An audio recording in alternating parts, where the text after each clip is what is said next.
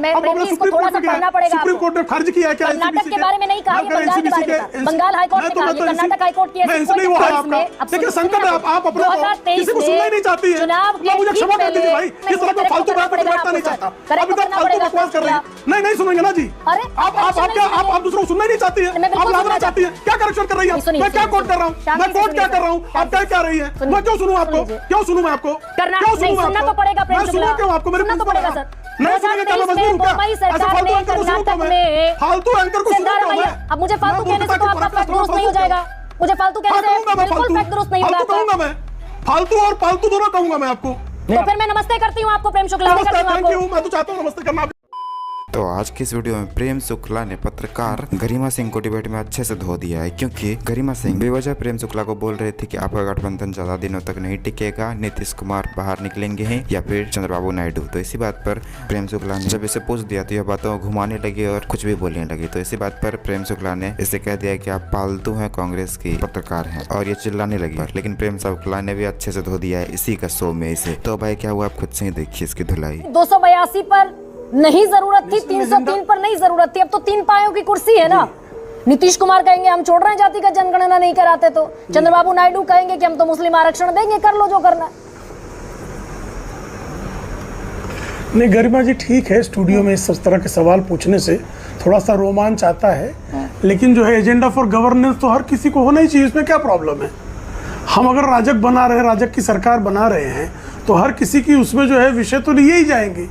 इसमें क्या आपत्ति है? नहीं पहली बार अब इतने लंबे अरसे बाद कन्वीनर बनाना पड़ेगा ना प्रेम जी। अभी तक नहीं था, अभी तक जरूरत नहीं थी। तो भाई हाँ तो जरूरत है तो कर लेंगे, तो क्या प्रॉब्लम क्या है इसमें? आपको क्या लग रहा है? आपके समाचार आपके यहाँ जो है किसी जमाने में कोई और एंकर था, उसकी अलग स्टाइल थी। आजकल आप एंकर हैं तो आपकी अलग स्टाइल है, तो क्या आप एडजस्ट नहीं हुई कि न्यूज़ 24 एडजस्ट नहीं हुआ? तो ये देखिए समय के अनुकूल जो है राजनीतिक निर्णय होते हैं, समय के अनुकूल जो है शासन के संचालन की जो है व्यवस्था तैयार होती है। समय के अनुकूल बीजेपी मान लेगी ना। कहा कि जो राष्ट्रीय तो प्रेम जनतांत्रिक सुनिए सर। अरे भारतीय जनता पार्टी इसी की विशेषज्ञ है। ठीक है, विशेषज्ञ हैं आप, परिस्थितियों के अनुकूल फिर आप ये मान अटल जी का तुमने उदाहरण दिया आपको। नहीं एक सेकंड आप रुक जाइए। आपने पूरा इलेक्शन कैंपेन खड़ा किया कर्नाटक सरकार के एक फैसले के खिलाफ। कर्नाटक में मुस्लिम को आरक्षण दे दिया, ओबीसी का हक छीन लिया, SC ST का हक छीन लिया। ठीक वही बात चंद्रबाबू नायडू कर रहे हैं आंध्र प्रदेश में, उनको आप बगल में बैठा रहे हैं। तो ये परिस्थितियों का अनुकूलन हुआ क्या? अडेप्टेशन हुआ क्या? आपके सामने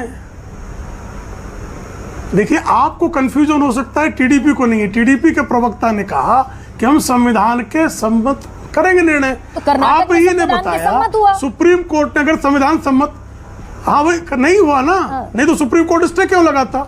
तो संविधान सम्मत NCBC जो है, जो संवैधानिक संस्था है, आप सुन तो लीजिए कि मैं भी सुप्रिया जी की तरह बात करूं आपसे। मैं भी बोल लेती हूँ, मैंने सवाल पूछा। सुन तो लीजिए भाई, तो पहले आप पूरा बोल लीजिए तब मैं बोलता हूँ। अब सुनिए आराम से प्रेम जी, पूरा बोल लीजिए। हाँ, मुंबई सरकार के फैसले पर सुप्रीम कोर्ट ने कहा कि त्रुटिपूर्ण फैसला था। ये सुप्रीम कोर्ट की टिप्पणी है जी।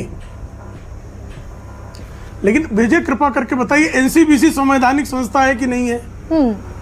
NCBC national commission for backward classes, ये संवैधानिक संस्था है कि नहीं है? उस संवैधानिक संस्था ने ये पाया कि कर्नाटक में जो इन्होंने लिस्ट बनाई है मुस्लिमों को जो आरक्षण के दायरे में ले आए हैं, उसके लिए कोई वैज्ञानिक आधार इनके पास नहीं है, उस पर किसी प्रकार का सर्वेक्षण नहीं हुआ है। इसलिए उसमें आपत्ति सुप्रीम कोर्ट ने खर्च किया है क्या? कर्नाटक के बारे में नहीं कहा, ये बंगाल के बारे में कहा। बंगाल हाईकोर्ट ने कहा, ये कर्नाटक हाईकोर्ट की इसलिए वो हाईकोर्ट की बात करें, नहीं मैं NCBC की बात कर रहा हूँ। मैं पढ़कर आता हूँ, मैं NCBC की बात कर रहा हूँ। सुप्रीम कोर्ट ने कहा है, हंसराज अहीर का आपको स्टेटमेंट दे देता हूँ। आप ही की सरकार के फैसले को सरकार के फैसले को NCBC का मैं कोट कर रहा हूँ। मैं कोट तो NCBC को कर रहा हूँ जी। मैं और क्लियर कर देती हूँ, मैं मुंबई की सरकार को कोट ही नहीं कर रहा हूँ। बड़ा संकट है आपका। देखिए संकट है, आप अपने किसी को सुनना ही नहीं चाहती है। मुझे क्षमा कर दीजिए भाई, इस तरह का फालतू बात बैठना नहीं चाहता। अभी तक फालतू बकवास कर रही है। नहीं नहीं सुनेंगे ना जी। अरे आप क्या आप दूसरों को सुनना ही नहीं चाहती है? मैं बिल्कुल आप लादना सुनना चाहती है? क्या करेक्शन कर रही है आप? सुनिए, मैं क्या सुनिए, कोट कर रहा हूँ? शांति मैं से कोट सुनिए क्या सर, कर रहा हूँ? आप कह क्या रही है? मैं क्यों सुनूं आपको? क्यों सुनूं मैं आपको?